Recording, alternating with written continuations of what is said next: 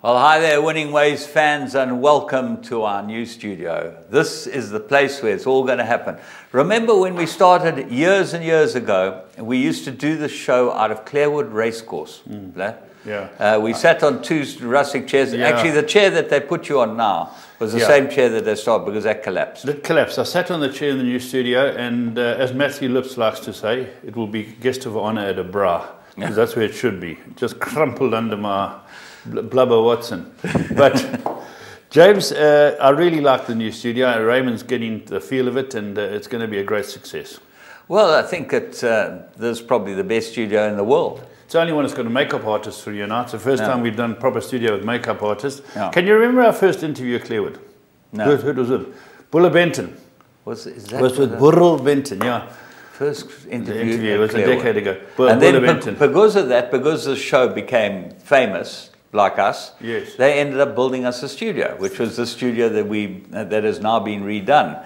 Now we've become so famous that they've ended up with a Hollywood type studio. Have you ever seen a studio? No, like it was the first time people put makeup on me, lipstick and all that. We're going to be chatting to Graham Hawkins, who's the architect and the designer, and a lot to do with this whole thing. I know that he pushed in the early stages to get us a proper studio. He's got, he's the man behind this, and we thank Graham and Gold Circle for getting this wonderful studio and Graham will tell you about how things are traveling. What's going to happen? Bear in mind, he's got doing all the work on the big season, and the big season's going to be starting. The champion season be underway any time now, with all the new boys arriving at Summerfeld. Well, you can see that we're going to have the King's Cup, which is like sort of a prelude to the whole thing, and that was a great start. We're going to have that on the show later. Oh, okay, sorry. Yeah. But before we get there, I saw we played wonderful rugby, got beaten by everyone. Great weekend for the South African teams. I watched the games. The Sharks were woeful again. There's something completely out of place there. The Bulls didn't raise the game like they did the week before, were rubbish. Then, of course, the Lions went and got beat by the Jaguares. Yeah. And if it wasn't for a bit of luck, the Stormers would have lost as well. You know, it's just one of those weekends. Where is our rugby going, James? Not very well at this stage, I wouldn't have thought. Used to be a lock for Griquas, so you know a lot of the rugby players. Do you think that it's going the right way with new management? No, I think that Griquas should be back in the Super 15, and at least we'd put some fire and bump into the whole thing. A couple of tough guys. And Australian cricket, you must have a comment on that, James.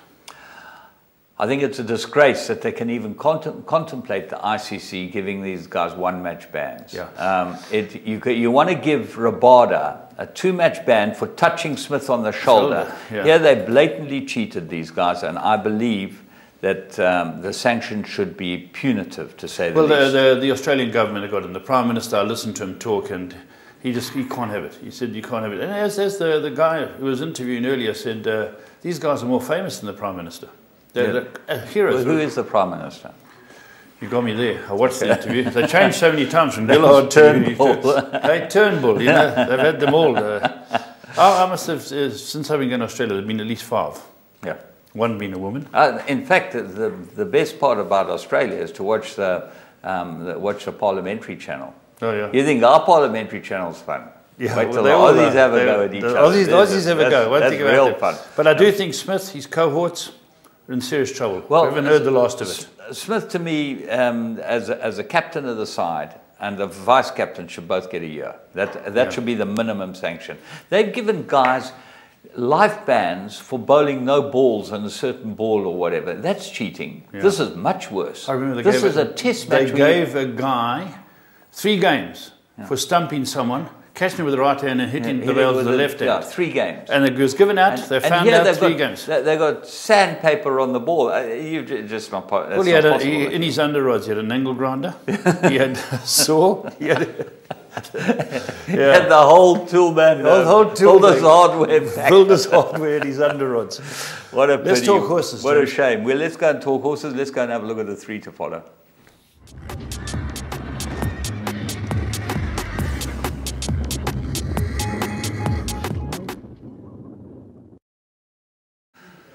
Right, well, barrier trials take a big centre stage as far as 3 to follow is concerned. We have found this an unbelievable tool. If you looked at yesterday's racing, Dennis Drive barrier trial, you found that one, we made it. You made it 1 to follow, and it trotted up. Trotted up, absolutely trotted up. And if you look at the barrier trial, it was a similar trial to the way Dennis is sending them out. Yes, exactly. You know? Yeah. But we've got his number. That's what it's all about. The public need to know how useful a tool this is, and we're going to go to the first one. Just before we go to the first one, James, I was speaking to Graham Hawkins as our guest, and he showed me what they're doing now with the barrier trials. They're getting people like himself, yourself, Dave Thistleton, that whatever, to write a report on each gallop as it's viewed. You should do. Yeah. Absolutely. So when you've had a barrier trial, you look at it and say, wow, I didn't realize this. I didn't realize. And it's wonderful information. Well, you'll see the information we pick up later, because people will say to me, you're mad, you know. Yeah. But actually, when you correlate the information, you'll find I'm not mad at all, and probably a horse to follow. But let's go and have a look at the first barrier trial.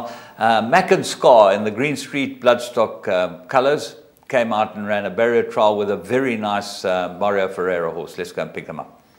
Yeah, but the horses who finished in front here certainly put in a good effort. I don't know how this horse escaped me, this Mac and Scar, because he's a half brother to Sniper Shot, who's just won the Fever Tree, who's a very good 3-year-old. But this horse looks very good. He's gone off to the front and showing good speed. And basically the front 3 in this barrier trial are the 3 that come ahead of the rest. Well, remember there was a very big tailwind here, so the time is not of much consequence, because the time was very fast. It was under 60 seconds. Yeah. And Coastal Storms in front from the Lunds, that's a sale from Seattle. Yeah, that's right. In Brahms colours. And then on the inside, the Green Street colours. And then coming up on the outside of the two is the Oratoria from Mario Ferreira, trained by Dennis Bosch. That's really well worth having a look at too, because he gets punched up now to make some impression, and then he's back on the bridle very quickly after that. His front 3 gallop well. You know, he's eased out of it, Coastal Storm, but I agree with you. Mac and Scar, that's the one of Dennis Drive's next baby is going to run very well. Absolutely cantering it was, and it looked like a nice horse in the parade ring.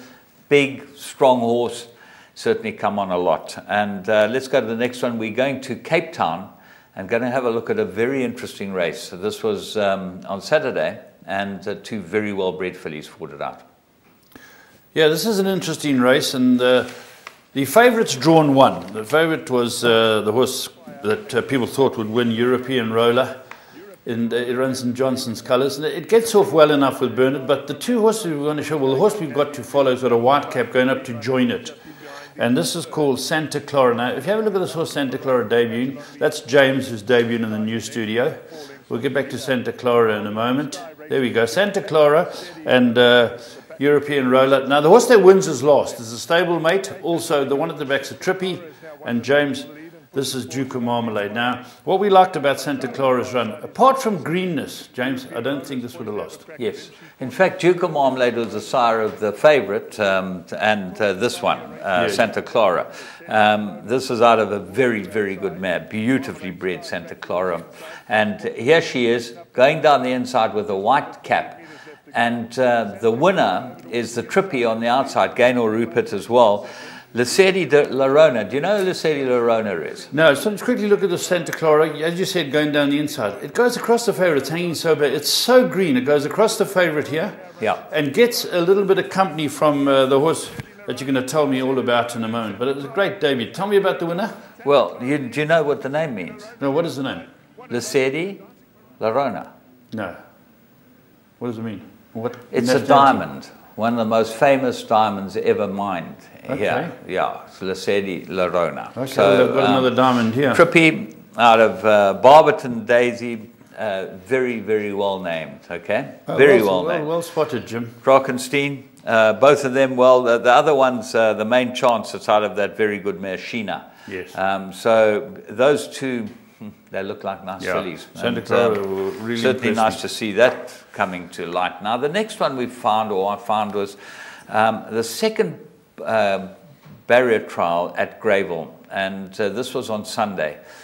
This horse of Dry's caught my eye in the parade ring and went down and looked at it. It's stone last, and it actually never takes a deep breath to run 4.5 lengths off them.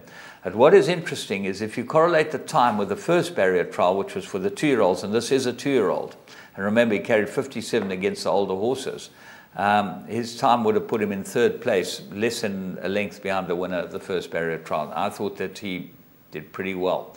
Let's go and pick him up at the start. Yeah, his horse called Combat Captain walks out of the pens, which can be expected from young horses.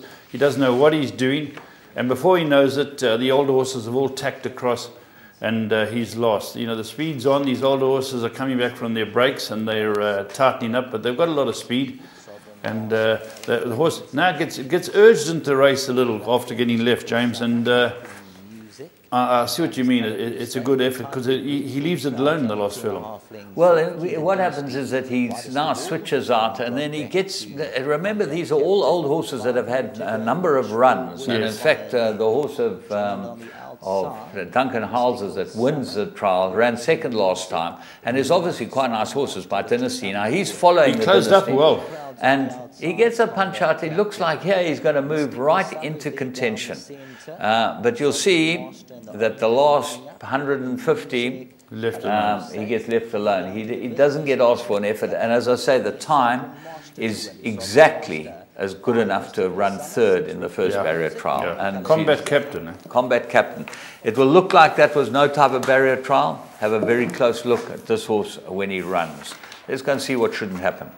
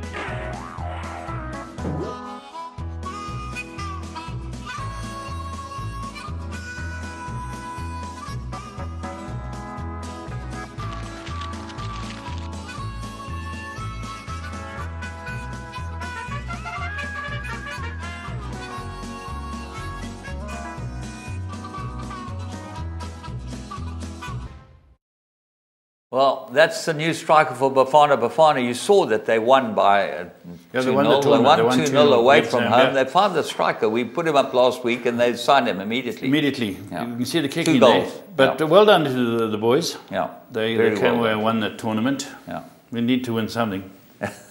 Congratulations.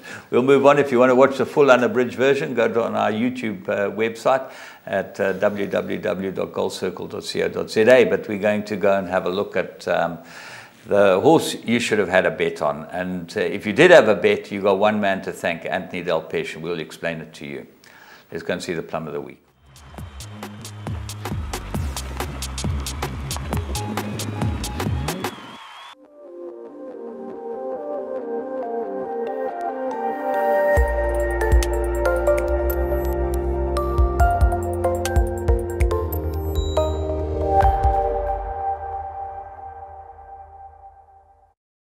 Moves in. Rosehill comes out for a run. Escape Clubs between the two, then So Vain. Chase the Dream still the leader. Estura's on the outside and Rosehill. Now Rosehill and Estura coming together. Chase the Dream is in the green on the inside. Rosehill now and Estura, nothing between the two of them. Rosehill taking it up. Estura tries to fight back, but Rosehill's going to win. Rosehill has won it. Estura second, Escape Club third, and fourth, Chase the Dream.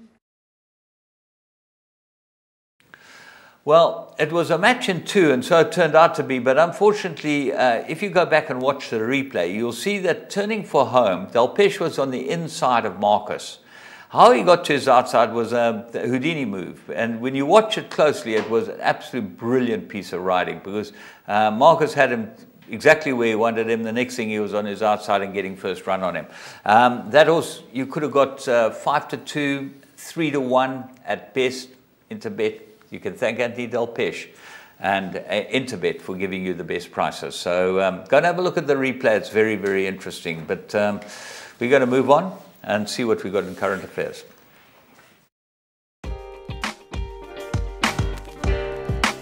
Well, the key features for me are I play a lot of soccer 10s, soccer 6s and soccer 4s on the tote.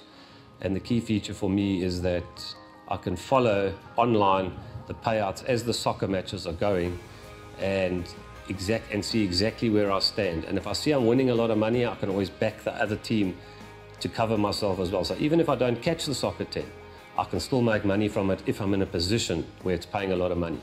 So that is the key thing for me, that I follow the in-play prices and payouts as they go.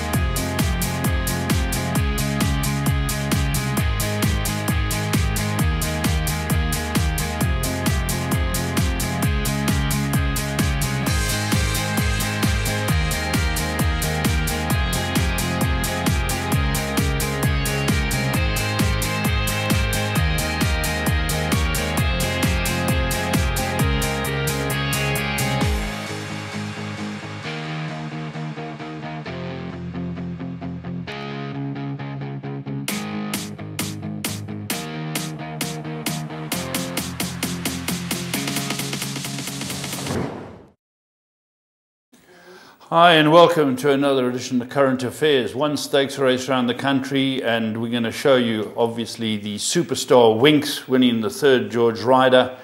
And James, even in the commentary, he's appealing to them to go and race against other horses overseas, the commentator. They want Winks to go like other Australian horses, from sprinters all the way to Black Caviar, have gone out there to show their mettle. What do you think? It will be very interesting.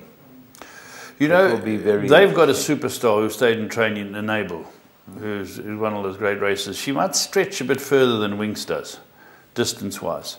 Be interesting if they met over 9 furlongs or 8 furlongs or 10 furlongs. They'll go 10 furlongs. Yeah, they go 10. Winks will go 10. Queen Anne, I think, is what they're all Winks will go comfortably over 10.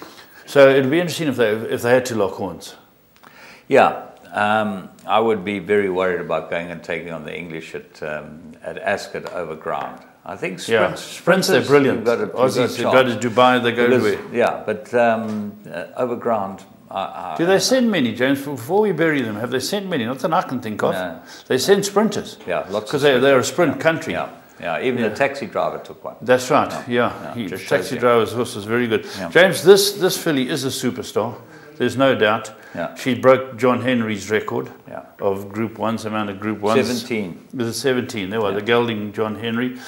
Let's go and have a look at the race, James, and listen to the commentator. This is the superstar Winks winning the George Rider for the 3rd time on Saturday in Australia. The timekeeper, and they're off and racing in the Group 1, the Agency George Rider Stakes, $1 million, 1,500 metres. Winks begins well as he straight back, going straight on his Invincible Gem, leads by a length for the half. Happy Clapper in 2nd placing, a length for the half to Crack Me Up in 3rd position. In 4th spot, then about a neck away. On the outside is Kementari, the 3-year-old, and they go at an absolute saunter through the early stages. Cantering, 2 lengths Clearly Innocent, the yellow sleeves and cap, and Winks is on the outside, 3 back in the running line. About 5.5 lengths first to last, and it's Invincible Gem leading them down the side in the rider by just under a length or so. Length and a half now to Happy Clapper Maximum in 2nd place. 2 lengths away, Crack Me Up 3rd, Kementari 4th. Winks has advanced past Clearly Innocent, who's at the rear of the sextet, 6.5 lengths off Invincible Gem, who leads them down the side then. Having every chance here for Zach Purton by a length and a half to Happy Clapper. 2 lengths to Kementari, the 3-year-old in 3rd. And here comes Winks under that famous hand cannon, now booming up on the outside and about to be asked to win the race. And then Crack Me Up and Clearly Innocent into the straight. Invincible Gem, 2 lengths in front, giving a great sight. But here goes Winks. She went straight past Kementari, followed by Happy Clapper. Winks on the outside is hard ridden, but she moves up to Happy Clapper. Clapper, followed then by Invincible Gem. Weeks starts to get the upper hand. She's proved herself in this country. Oh, please take her overseas. Weeks wins the George Rider. 3 years running. She didn't win by very far, but she won hands and heels, a half to 3 parts happy. Clapper, what a run in second. Kevintari was 3 parts away third. Well, great filly, and James and I are in different camps as to whether she'll be successful over there. You're more cautious that things will be tough over Not whether ground. she'd be successful. She might easily be if she bumps the right field. I wouldn't like to be bumping an able with her over 10 furlongs. I wouldn't. Maybe not. You know, you're right. You'll never know until they take one. But those are the races. When I worked for Teletrack the 1 year, James, at Royal Ascot, on the Tuesday we saw Frankel. Yeah. The Wednesday we saw Yates. And on the Saturday we had Black Caviar. And I couldn't believe, I know it's a weekend, I couldn't believe the turnout.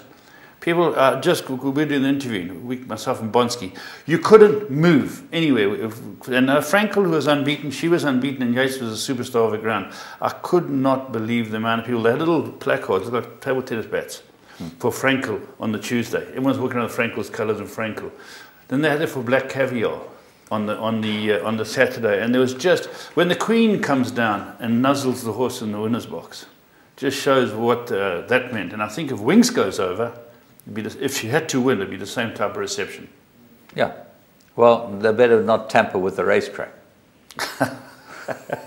Sandpaper or the gloves. I feel sorry for those. They're going to catch it for a long time. Esther Job won the slipper.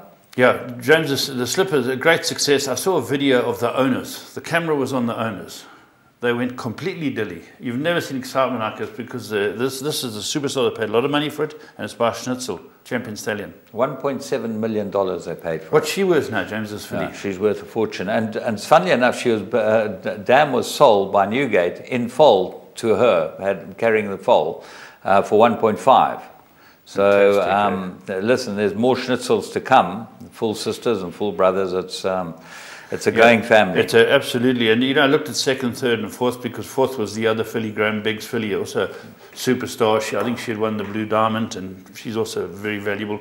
But our mate, the Mitchells, our mates the Mitchells, Arthur Mitchell and Harry Mitchell, their star, I'm Invincible, ran second. And the other side that they had ran fourth. Zustar ran third. Zustar ran third, and fourth was Hitchingbrook. They're 2 stallions. So they're flying, James. Yeah, they're flying all right. The Argent won the Guineas. Yeah, absolutely. Now, James, this is a good horse, James.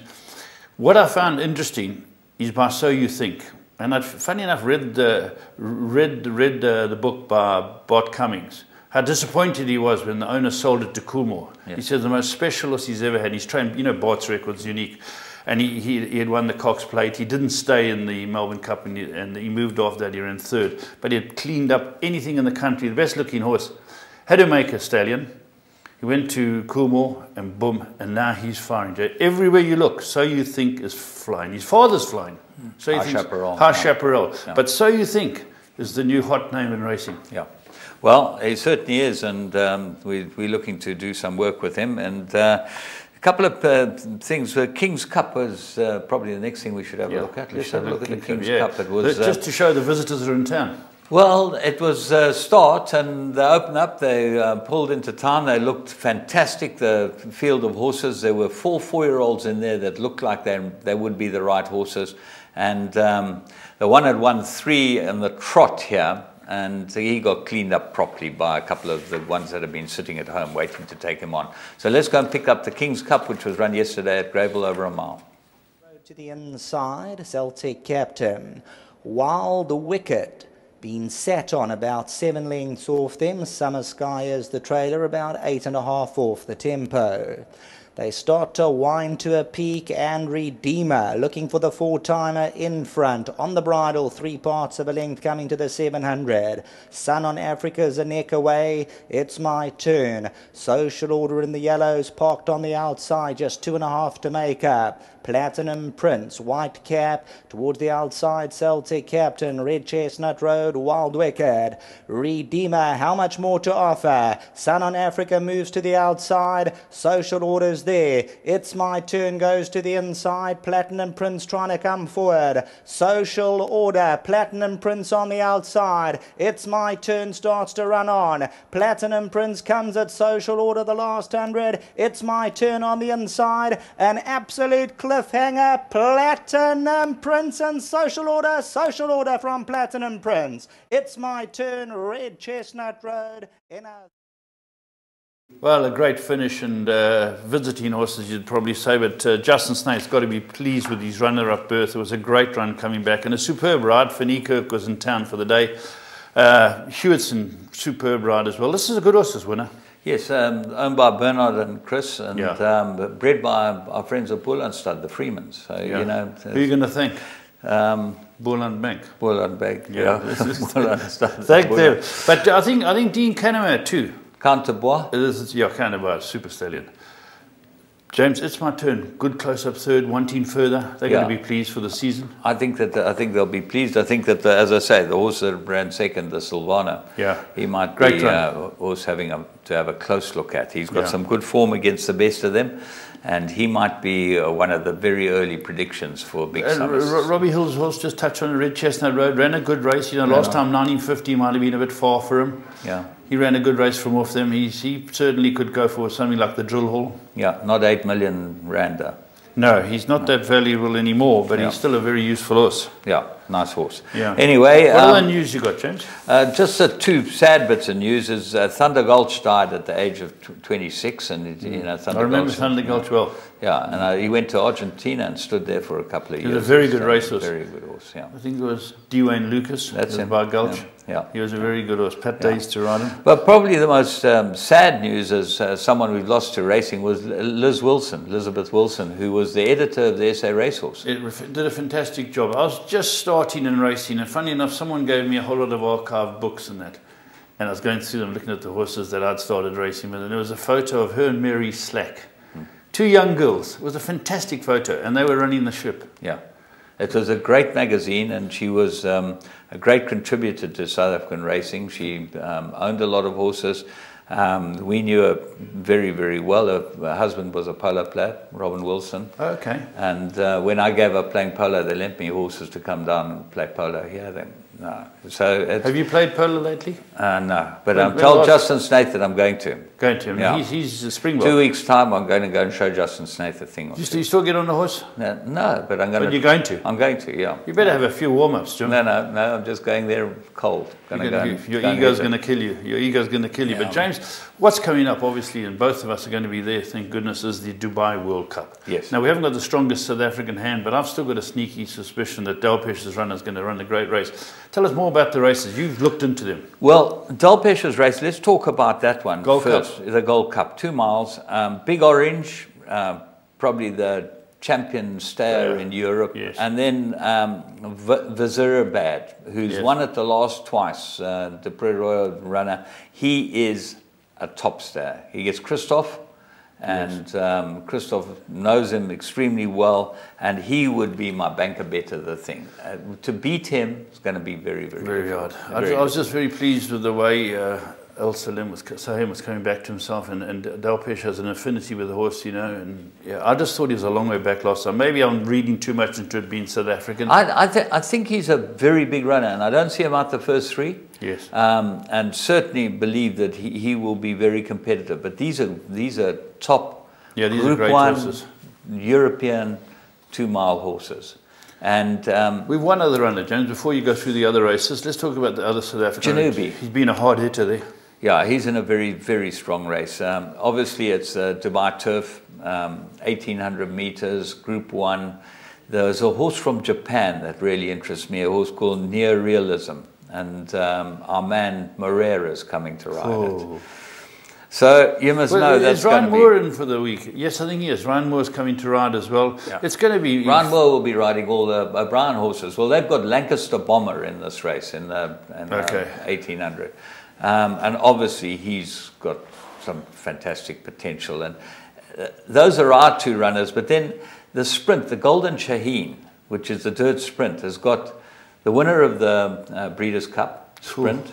I've got the winner of last year's race, Mind Your Biscuits. So they've got Roy H., You know, trained by Peter Miller. Don't go near Peter Miller, because if he abuses you, he will abuse your unborn child. But he's going to anger management.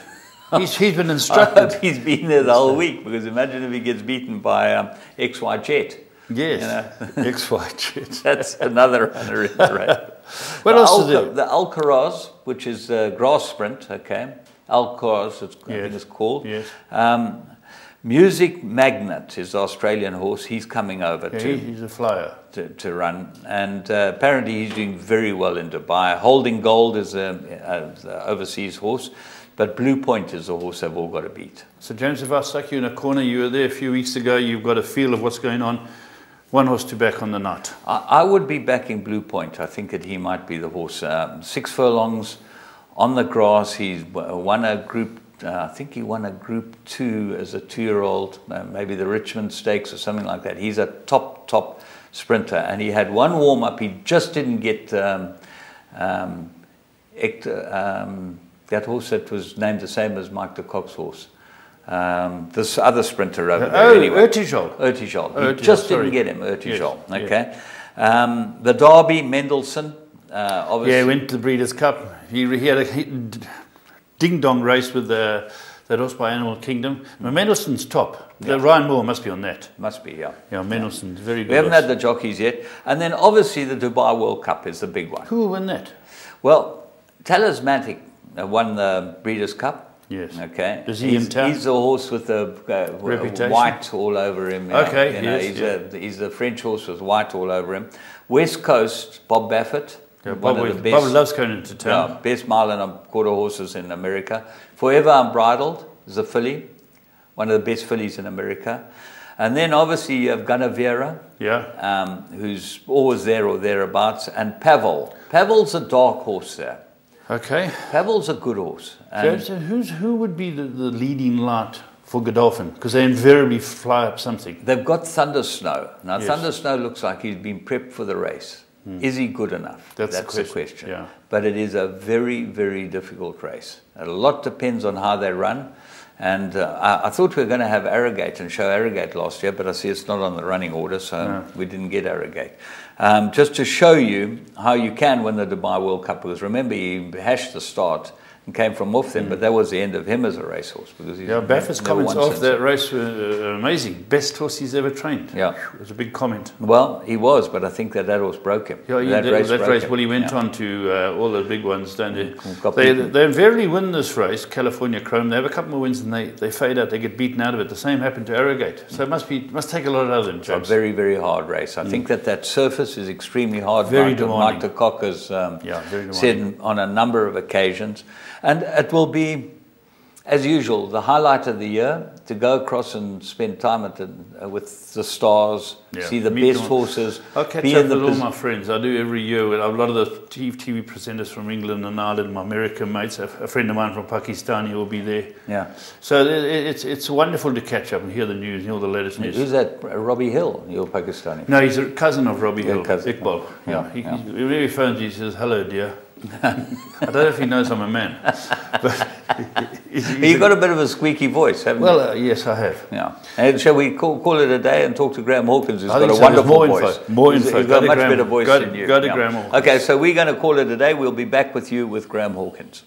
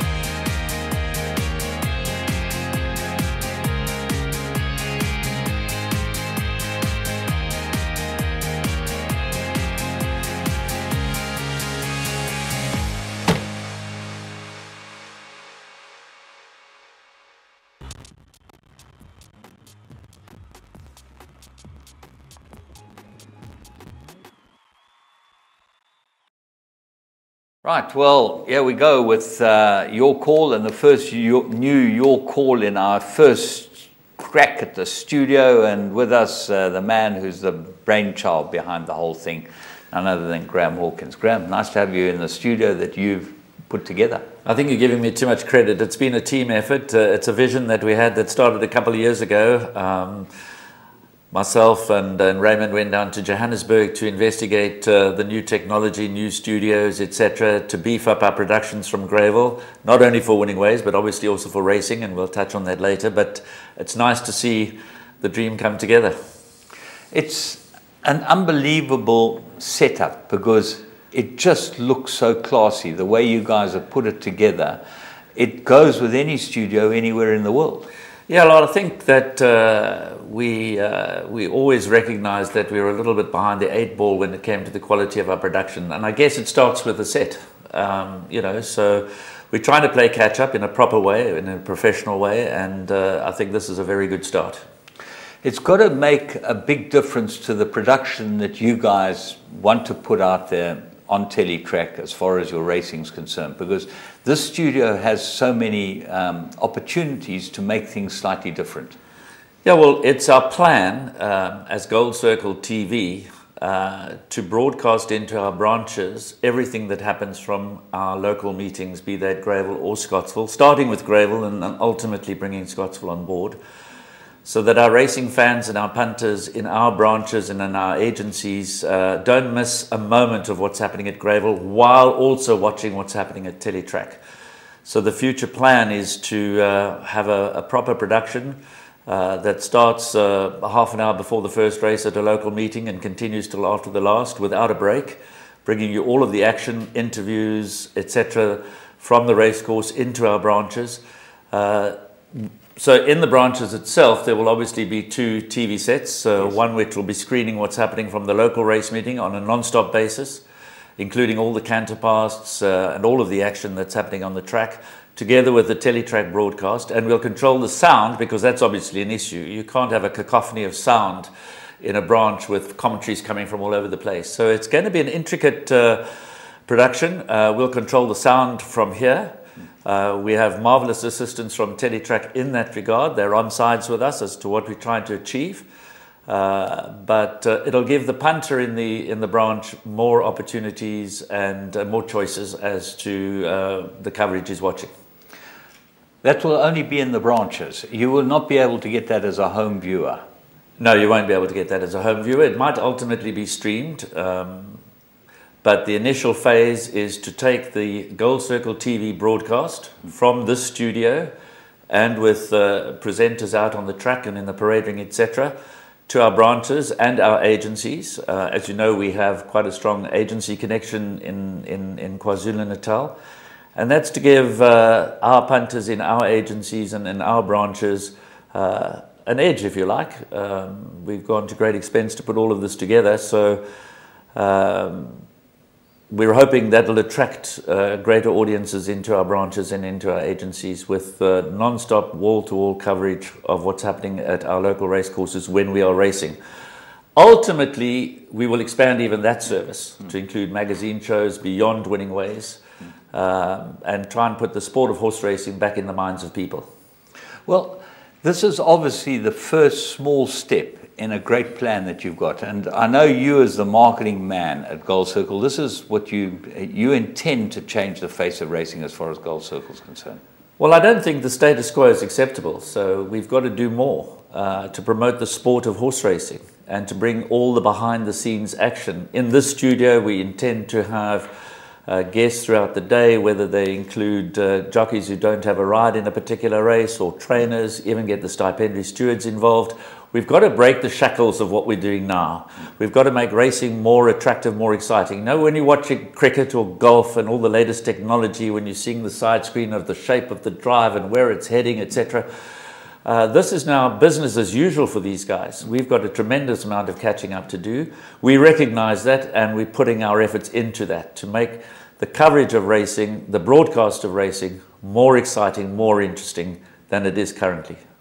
So that means that if you're a punter and you want to enjoy your day's racing, you've got to go to one of the Teletrack, one of the branches off-course branches in KwaZulu-Natal, and that everywhere in KwaZulu-Natal, Newcastle, wherever there's Ultimately, it'll be everywhere, and obviously on course as well. Yeah. And as I say, we're not going head-to-head with Teletrack. We're working with Teletrack because they'll be distributing that signal for us. So we're very much on sides. But we recognise that, that obviously Teletrack is a betting channel. So it's covering races from all over the country and indeed all over the world every 5 to 7 minutes. Which means that obviously at times we are breaking away from the host venue here at crucial times. Teletrack viewers are possibly missing out on valuable information that's coming through from the course with regards the KwaZulu-Natal meetings. We recognise in our branches that our punters punt more when we have local racing, and their main focus, notwithstanding all of the opportunities that come into this country from around the world, and there's some great opportunities, wonderful racing that we see. We've really grown up on the back of all of the great international racing. You were talking about the Dubai World Cup and Ascot and Winx and all the rest of it beaming into our homes now that we take for granted. So we just want to make sure that there is an opportunity for the fans whose principal love is still for KwaZulu-Natal racing not to miss out on anything. Well, in essence, it's what people have been calling for years as a second channel, okay? Because basically now you've got a second channel that covers KwaZulu-Natal racing, and I'm sure you'll find that Phumelela will follow as quickly as possible. That I don't think they want to be left behind as far as this is concerned. It would seem a natural progression. Well, I obviously can't speak for Phumelela, but we've recognised the fact that there has been a call for a very long time for a second channel, as you've alluded to. And we're now using one channel, essentially, but producing two channels without having to go out and seek a second channel from MultiChoice or any other of the major television distributors, because obviously that comes at a tremendous price. So we think this is going to work. It's going to obviously initially come with the trials and tribulations of doing something new. I guess we will make mistakes from a production point of view to start with, but we will quickly hopefully rectify those. Well, basically the problem is going to be that you're putting on 6.5 hours of live television every time there's a race meeting here, which in itself is going to be some type of feat, because every single moment will be live. Absolutely, and obviously it's going to put a lot more pressure onto our executive producer Raymond Rogers' shoulders and his team, because it is a full production. You go on air live, let's say 45 minutes before the start of the first race, with perhaps a mini preview of the day's action, bringing in a guest who's likely to do well that day or have appropriate information that is useful to our punters out there and our racing fans out there. Once we're up and running, you're in a live situation, as you say, for 6.5 hours or 5.5 hours or whatever the case might be, without a break. But the new studio and the opportunities that we have through the technology that we've adopted will hopefully make it fantastic for viewers to watch and keep them entertained, informed right through the afternoon. Graham, okay, now when are we going to start this? Because I know we're champion seasons on top of us. When do you envisage this absolutely going online, on air? Well, we certainly intend to be up and running for champion season, the first meeting of which is scheduled for Friday night, the 4th of May. That's the Independent on Saturday Drill Hall Stakes, together with the Daisy Guineas and the Daisy Fillies Guineas. So that's the official launch of champion season 2018, and we're looking forward to another fantastic season. The horses have started to arrive. Our team have been out there at Summerfelt in the early hours of the morning to greet the trucks and to see the horses stepping off the trucks and putting it onto our Facebook and our social media, chatting with the trainers. That in itself has been a wonderful initiative to focus on the arrival of the champions in KwaZulu-Natal. But now it's down to serious business, the business of champion season, the business of Grade 1 racing, and hopefully we'll see a whole new set of stars emerging and influence the outcome of the Equus Awards, as South Africa's champion season does each and every year. But we hope to be up and running to cover champion season in the way that we perceive will be of benefit to our fans. Okay, now I must ask you, you mentioned something in that little preamble which really interests me, social media. We've got a whole new ball game going as far as social media is concerned. Have we got a clip of what our man's doing? Tell us a little bit about who you've got and what you're doing as far as social media is concerned. Yeah, no, we've obviously made a conscious effort at the beginning of the year to really step up our game as far as our social media is concerned. And there's been a real focus. We meet on a weekly basis. We try to be current. We try to be interesting. We try to be innovative. Social media is the way of the future. The clip you're referring to, we don't have for this show. We've got a new man on the ground who's full of energy, full of excitement. Tell us about him. Tell us about him. His name is Tawanda Taravinga. He is going out there to get the stories behind the stories, to conduct public opinions, and he's coming through with some wonderful material. He's in a learning curve as well, but I think he's going to be a very exciting addition to our team. Then obviously the regular team out there doing what we can on social media to ensure that the sport of horse racing keeps pace with its competitors out there in the marketplace in having a proper face on social media. And I think they've been doing a wonderful job. We've still got a long way to go. We've still got a lot to learn. And obviously from the season perspective, and in particular the Vodacom Durban July perspective, you know, we partner with Vodacom as well in that regard. So we're taking a step together with the studio, together with Gravel TV, together with our social media. Hopefully we're taking a quantum leap into the here and now, whereas I think up to now we've been lagging a little bit off the pace. I've seen a little bit of this man's footage. Where do you find him? How did well, this come about? He's obviously a young student. He's 20 years old. He is busy studying by correspondence, and he's obviously looking to keep himself busy, but he knows how to operate. He knows how to operate, and he's going to become a very familiar face, I think, over the next couple of months to our race goers, to our viewers. I promise to bring you something that is put together in the very near future, probably even as early as next week on your show. Because it just comes with a fresh, different angle. You know, it's not the same old, same old. He doesn't pretend to know it all about horse racing, but he does understand that there's a whole story behind the story, and the fans. He interacts with the fans and pits leading lights against each other in opinion polls, and we're doing a whole lot of fun things. You know, getting it onto the social media, and as I say, we'll give you a small insight hopefully next week into what he's doing. And he's very much in a learning curve, very much in a learning curve. He's got a presence about him. Yes. I know he came and chatted to. So he'll remain the mystery man just for the moment. We won't showcase. I've got to make sure that he keeps his feet on the ground. And whereabouts would people find this? Social medias, there's Twitter, there's Instagram, there's all types of things. Yeah, we basically have adopted a few channels to make sure that Facebook is obviously one of those, and Instagram, and these are the ones that Twitter, we're focusing on those because there's a whole menu out there, and we wanted to make sure that what we try to do properly. We will obviously make mistakes along the way, but we're really putting a whole new energy. The team is very excited about how we're going about things. We're giving everybody an opportunity to contribute to the excitement of champion season, to the excitement of the sport of horse racing, particularly at this time of the year in KwaZulu-Natal, to bring a different aspect of the sport of horse racing, what's happening behind the scenes, etc., to the fore, because there's a great story to be told. It's not just about the day's racing. As good as the day's racings might be, the various days' racing might be, there's a whole lot more to the sport, as you well know. Exactly, but now let's move back to your first love. You love the horses, and you've obviously had a sneak preview of what's coming here. What do you see for some of the big races? Who do you see as main players? Oh, Susanna who won the Met, you know, where's she going to go? Is she going to go for the July?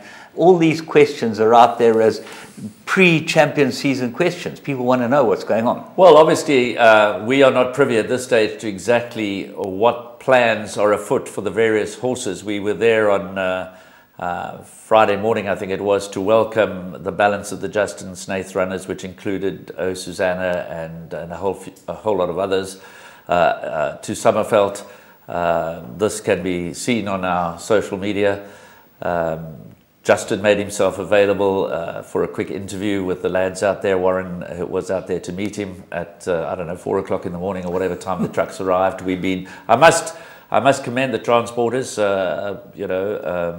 They've been terrific in keeping us up to date as to when their expected time of arrival's going to be, so that we could meet the trucks. So that's been very, very good.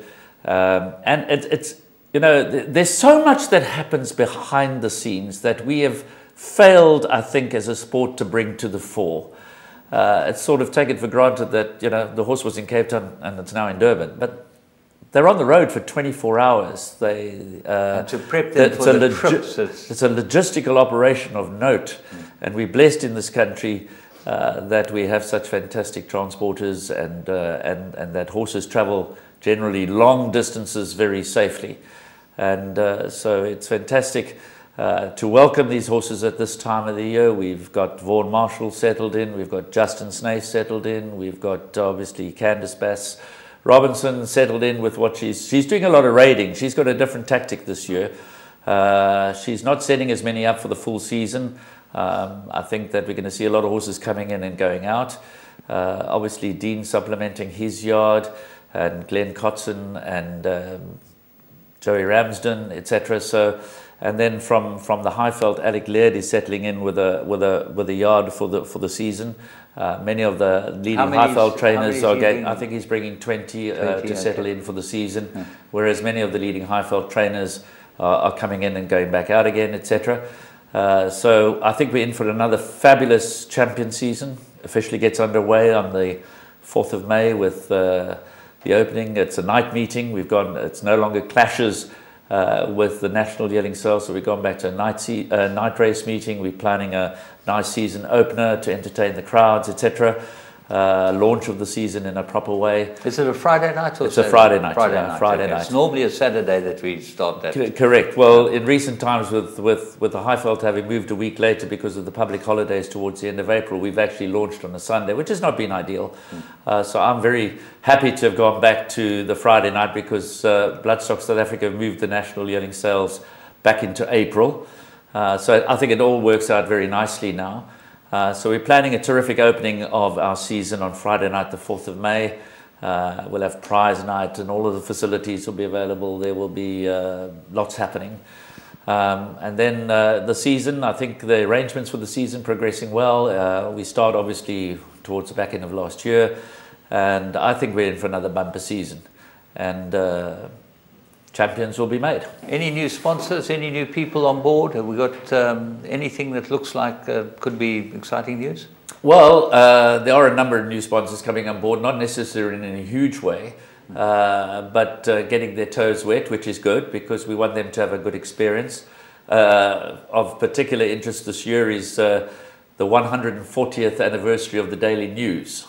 So the Daily, we're planning something quite special, including a Guinness World Record attempt. Details will be made known in the coming days and weeks.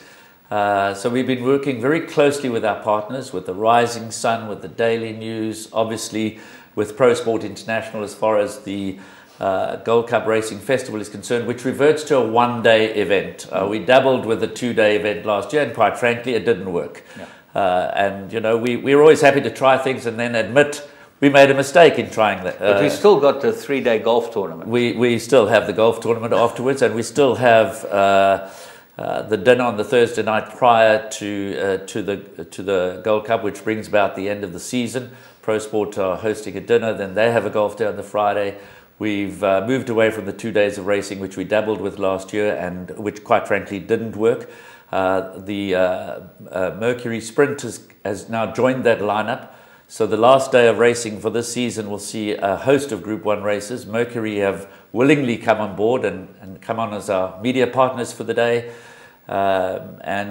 So we're looking forward to a really tremendous season. There's no reason why this year should be any exception to the past. We continue to try and tighten up on our arrangements and the way we present our events. We never take anything for granted. Vodacom Durban July, we focus very strongly on making the day as good as it can be for everybody, and our focus is on the welcome, the exit, the security measures in place, etc. We're hoping for a bumper last weekend of racing when it comes to the Gold Cup, which again will be sponsored by Elan. The Elan Gold Cup, together with all of the other Group 1 races on the day. But as I said, we've reverted to one day. It's Saturday the 28th of July. But I don't want to get there too quickly. We've still got a feast of racing to get through before then. The curtain raisers have started with the running of the King's Cup over the weekend and produced a very, very good finish. Obviously, the performances will step up. The first major race day being the Independent on Saturday, Drill Hall Stakes, and the pair of Daisy Guineas on Friday night, the 4th of May. And then we go, obviously, to the Tokasan Sprint Day, which is at the end of May. The 140th anniversary of the Daily News newspaper race day, which we're planning a few special things for that day. And then the week after that, the Rising Sun. Again, they always come to the party to make sure it's a terrific day's racing. And then from there on to the KwaZulu-Natal Breeders' Day. On the Saturday, that's a change. We're going with the Saturday before the Vodacom Durban July combined, then obviously with their sales coming up the following week, and the Vodacom Durban July, and then a gap of a breather, if you like, because we've moved the Mercury Sprint from in between the events to the end of the month to provide for a bumper end to the season. Super Saturday, as we call it. I know we've borrowed the term from elsewhere, but we're not frightened to copy good ideas, never have been. And then the week before Super Saturday, the annual New Turf Carriers Ryder Cup Challenge, featuring all the best riders from around the country in an interprovincial challenge. That will take place in Greyville this year, a week before the Elan Gold Cup Racing Festival. So we've got a tremendous lineup again. It's great to welcome the visitors into town. It's great to welcome the best jockeys, the owners, and the best trainers into Durban at this time of the year. Well, Graham, I must say, as always, you seem to have covered all the bases, but it started with the studio. I want to congratulate you from all of us and from racing on this studio. I think that is a wonderful innovation. I think that only people with foresight and vision could have done it, and you're one of those guys. And really, what you're doing as far as Gold Circles Racing concerned is a pleasure to watch. And thank you very much for being with us. And let's hope it all falls into place. And you know, James, you give me too much credit because we have a wonderful team here. But, you know, I've always made it my mission to follow best international practice. I can't reinvent the wheels. You look around you and you just, what's best international practice? And do your best to follow established best international practice. Well, you certainly do, and thank you for joining us for our first time in the studio. May there be many more, and may you have a wonderful champion season. Thank you very much, James. Graham Hawkins, never mind that he's modest about not being the brains behind it. I've seen the way he works. He's been the brains behind many, many wonderful, innovative things in horse racing, and wonderful for us to be able to work out of a studio like this. I know we're going to have lots of fun here. And we hope that you're going to have lots of fun watching it, and great week's racing culminating in the Dubai World Cup. Enjoy it, and we'll be back with you next week.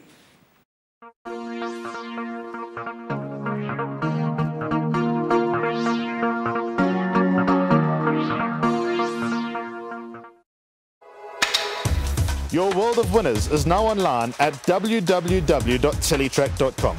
Simply subscribe to log into your account from any mobile device in South Africa and access a wide variety of content from our membership package options. Listen in via a live audio stream, catch live racing locally and internationally, or view a wide variety of Teletrack magazine shows to stay informed and updated on the go at any time.